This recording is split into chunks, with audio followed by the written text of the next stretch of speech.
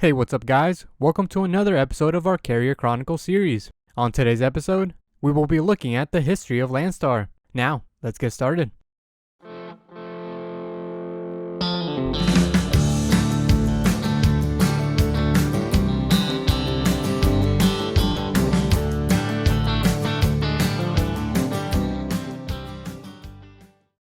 Landstar System Inc. is a top U.S. trucking firm. Landstar operates on a variable cost non-asset based business model, which means rather than having the company buy and maintain its own trucks, Landstar hires owner-operators as subcontractors. The carrier segment of Landstar's business is manned by 7,300 owner-operators, whom the company refers to as business capacity owners. Supplying 8,400 tractors and 14,000 trailers, they are dispatched by 1,000 agents, most of them independent contractors as well. Landstar also contracts with third-party truck, rail, and air providers.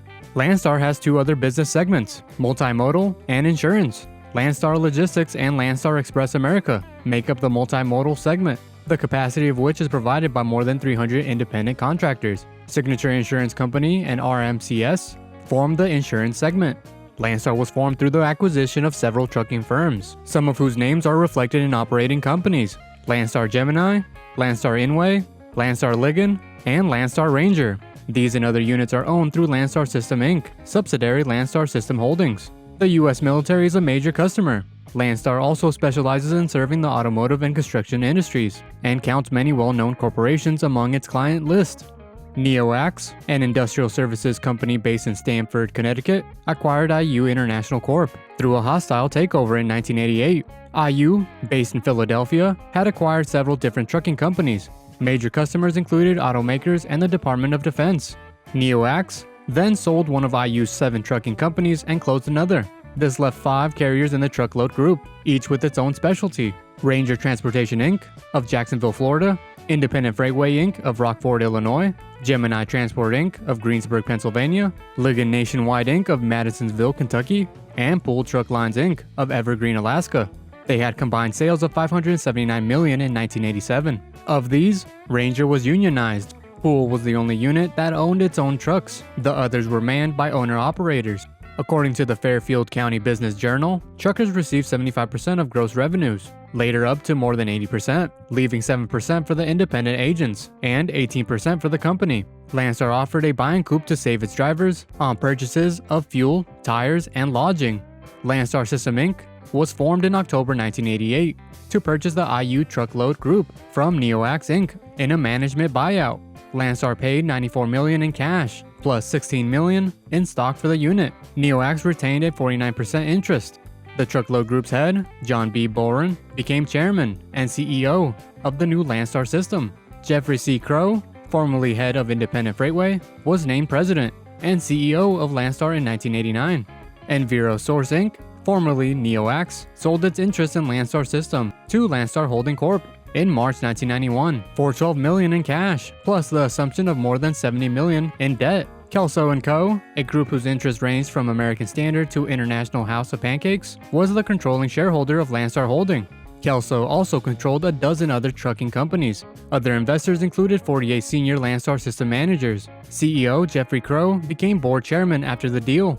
According to Industry Week, Crow placed a heavy emphasis on safety, and the company tried a number of innovative approaches. For example, in 1990, Landstar began adding reflective tape to the sides of trucks to increase their nighttime visibility. This reduced the number of cars driving into the sides of trucks by 75%.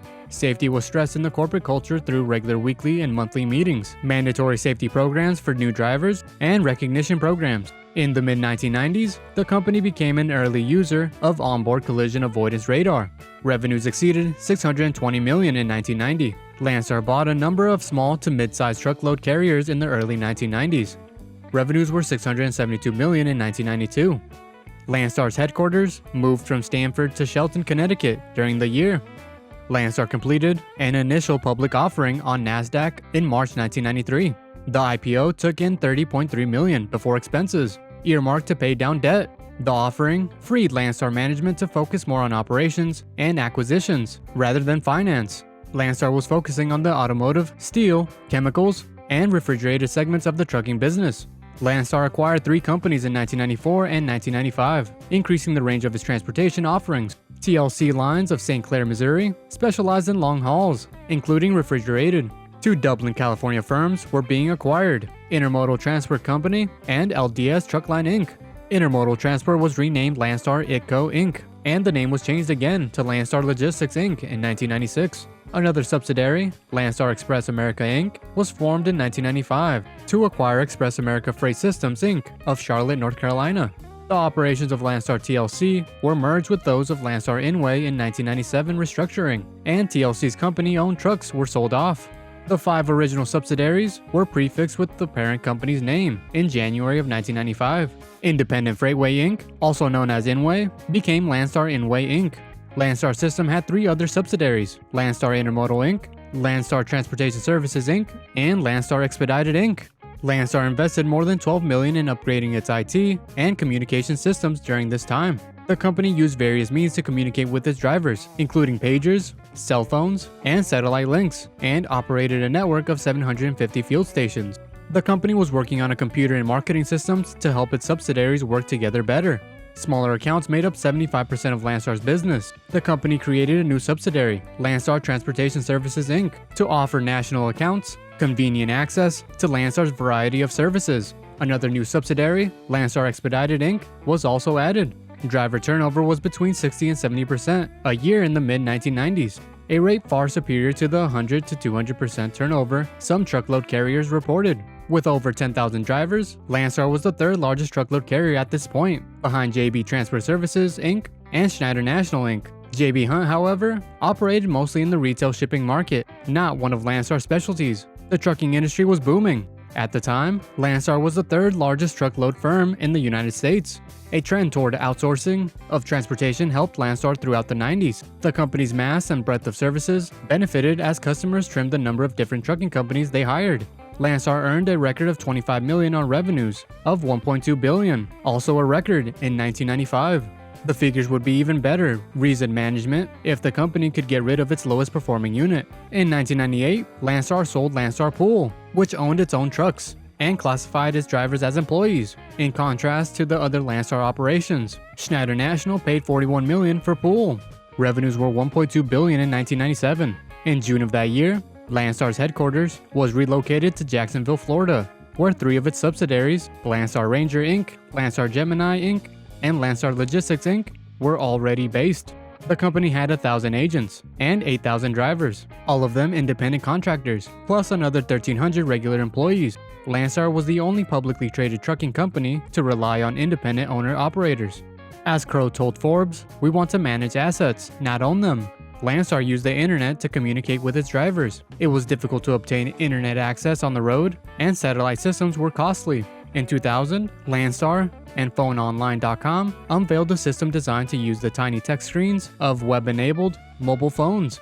Landstar moved to a new 5-story headquarters in Jacksonville, Florida in late 1999. The 180-square-foot building also housed head offices for several subsidiaries. While most of Jacksonville's publicly traded companies were taking a beating, Landstar was poised to ride its business model to future success, reported the Florida Times-Union. At least investors thought so. Although revenues and earnings fell slightly in the weakened economy of 2001, share price rose 31% during that year.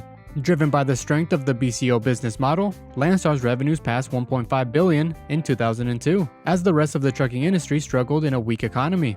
Landstar achieved net income of $50.7 million on sales of $1.6 billion in 2003. The company has consistently found itself a spot on Forbes magazine's Platinum 40 list of America's best big companies. In January 2014, Landstar sold its National Logistics Management (NLM) subsidiary to Expo Logistics for $87 million, using proprietary web-based software to provide management services for customers and carriers. NLM became the largest web-based expediter in North America. In January 2017, Landstar opened its Landstar US-Mexico Logistics Service Center in Laredo, Texas. So that brings us to the end, and hopefully you guys enjoyed Landstar's history. Before you leave, like the video, subscribe to our channel, click that notification bell, and comment below. What do you think of Landstar? Need parts for your rig? Check out jaxchromeshop.com, as we have a wide variety of products. And if you need help finding something, give us a call or send us an email. Thanks again guys for watching. I'll see you next time, and remember, if your rig don't shine, you don't know jack.